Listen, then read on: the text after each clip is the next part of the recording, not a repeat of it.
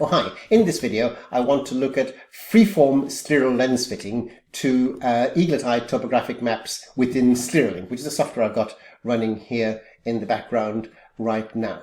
And in this version of Scleralink I have these folders here which I have named and created myself, and within my examples, this one here, I have a topographic map from the Eaglet Eye which I've called somewhat unimaginatively Eaglet Eye. And if I look at the map for the right eye, here it is, and this is a perfectly nice map, and we have the usual presentation here. We have the height data from the Eaglet Eye here, and you can track along over here to see what we're doing. In the center we've got no sag, the Z value, the Z value is the sag. And then I note in passing that I've got plenty of data, plenty of height data, approximately horizontally. But as I rotate my twiddler to the near vertical, I need to extrapolate in order to calculate the height for this profile right here. And that is shown on this bar, as I've explained in a previous video, where the blue indicates the cornea and the limbus, the yellow indicates where it is that mathematically the sclera starts, and then the orange subdivision of that indicates that in fact in the orange part the height data is based on mathematical extrapolation from the map over here. So that's what we've got. And I note, it is important to note here, that we have SimK values directly imported from the Eaglet Eye instrument, and these are 7.75 along a direction of 172, 7.64 along a direction of 82, and the numerical eccentricity of the corneal section of this particular topography is fairly unexciting. So there we go.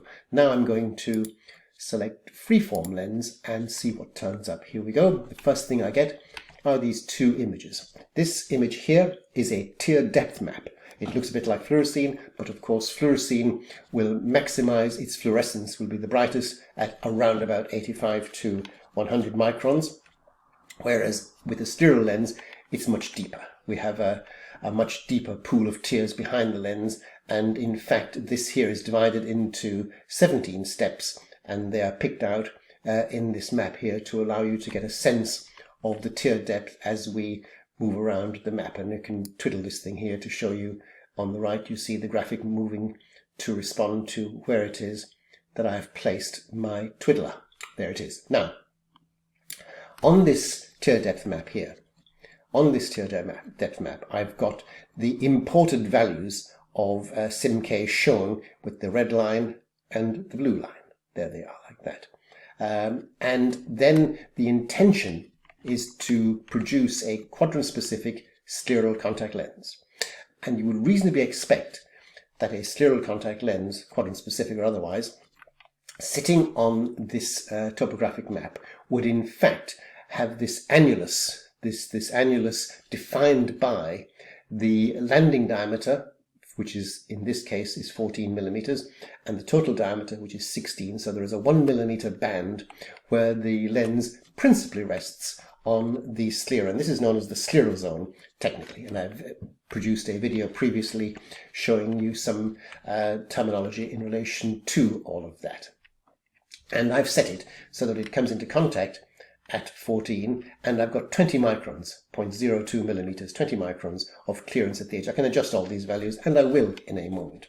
But we reasonably also expect that the annulus, the steep and flat quadrants within that scleral zone annulus, in fact, will not correspond in their direction to the K here, as you would expect. That's the SimK there. That's perfectly reasonable, and if you study scleral topography, that's an obvious fact.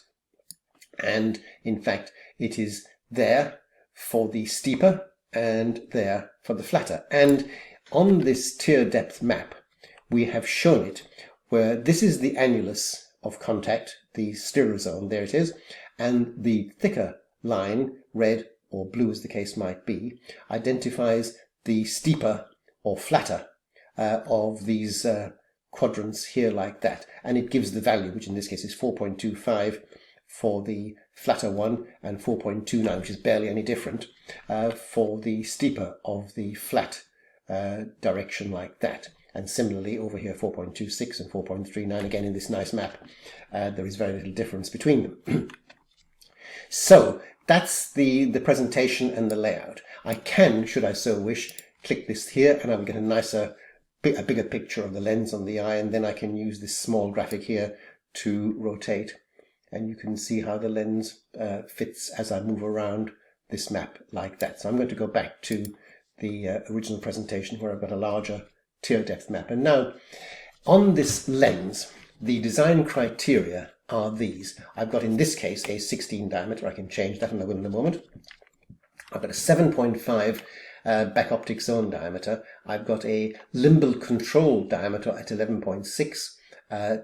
Landing diameter is 14, and the overall diameter, the total diameter of the lens is 16. And at 11.6, I've got 120 microns of clearance. At 14, it is in contact, and at 16 millimeters, I've got 20 microns of clearance. So I can, in fact, adjust any of these. Also, it is very important in designing this type of sterile lens that we know the base curve. And in this case, in this particular example, the base curve is calculated to be a quote nice unquote fit for the given optic zone and the given topography. And this comes up to a 6.2 mil radius back optic zone radius. There it is, like that. I've got an apical tail layer target value of 250 microns. I can change that. You can see the image responding below me. So I've got 400 microns now, which is quite a lot. I'm going to go back to maybe, I don't know, 220 microns, something like that. I can change various diameters.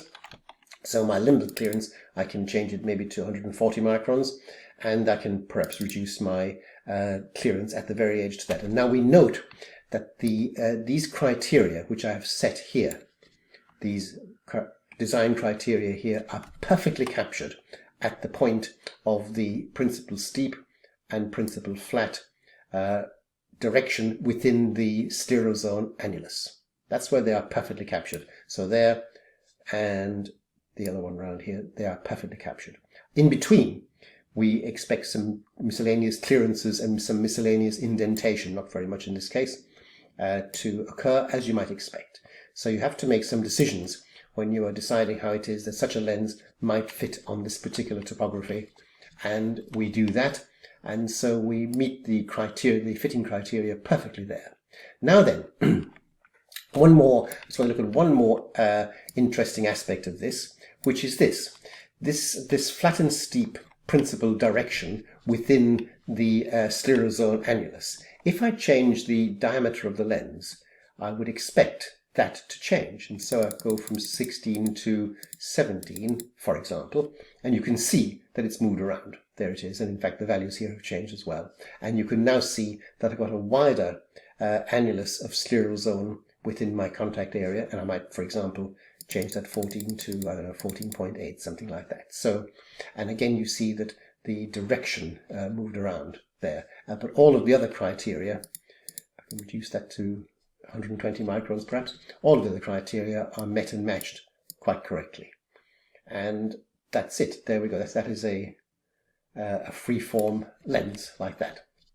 And then if I am happy with this, I can save the lens, and I can actually export this lens for purposes of manufacturing or clinical reference or the likes of that. So I can click on this button here to save the lens, and it turns it over there, and now I can come back to this lens later on and perhaps compare it with what happened in the clinic and the likes of that.